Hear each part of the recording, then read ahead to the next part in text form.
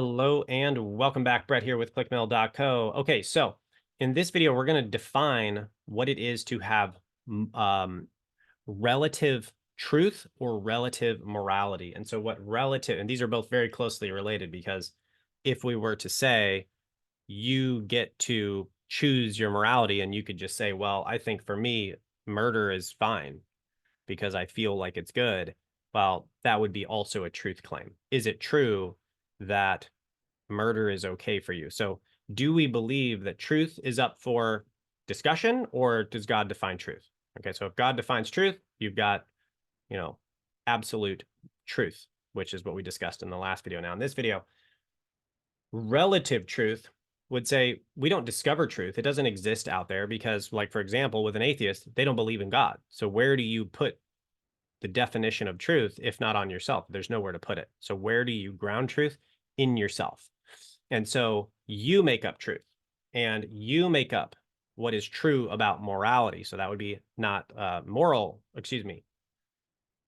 not relative truth, but moral relativism. So in this case, what this belief would say would be something to the effect of, again, whatever's true for you is true for you, and whatever's true for me is true for me. And let's all just live in peace and just accept each other's beliefs.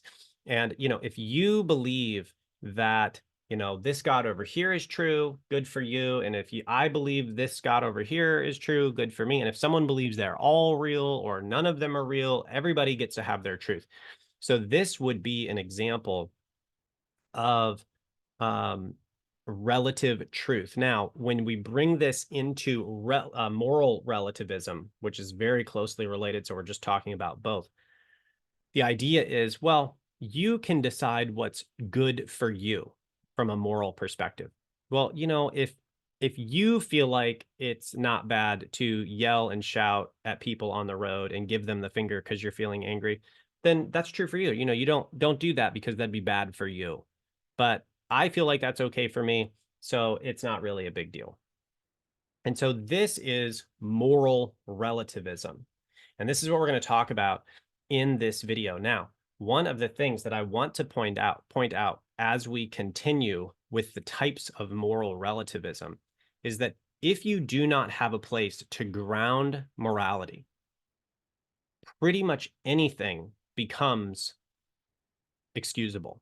So, for example, if we believe in the Bible that God says don't murder, then, with very few exceptions, like war, presumably, and I'm not going to make any arguments for what those are or not, but with very few exceptions, when do you go and kill someone in cold blood? Never. Okay, well, on moral relativism, well, what you believe is true for you and what I believe is true for me, well, it's like, well, it's probably usually wrong, except if you're just really mad, because then it's probably fine, right? Because you feel like it's true. Okay, well, now you have someone justifying murder in their perspective. Well, it's okay. It's really not okay to steal in most cases. And it's like, okay, well, what if you're really tight on money? Well, probably if you're tight on money, then you could steal someone's wallet. Why not just steal wallets all the time? Like, what's the difference between don't steal and steal whenever you feel like it? Where is the better stop to the immoral behavior? So what they would say is it's really just up to you, and you make it up. So this is moral relativism and relative truth. So we make up truth, we make up morality, and this can lead to very extreme belief sets. And this is one of the things we're going to talk about in the next video, is how to start breaking this belief by showing them the logical conclusions of the belief of moral relativism. And this is going to be called a reductio de absurdum argument. And this means in Latin, reduced to the absurd. It's a type of philosophical argument where you use their exact same reasoning and then show them why it's just crazy. Like, oh, okay, so I can do what you did, and then look at the crazy thing I'm doing. So this is what we're going to talk about in the next video, reductio de absurdum. I'll see you there.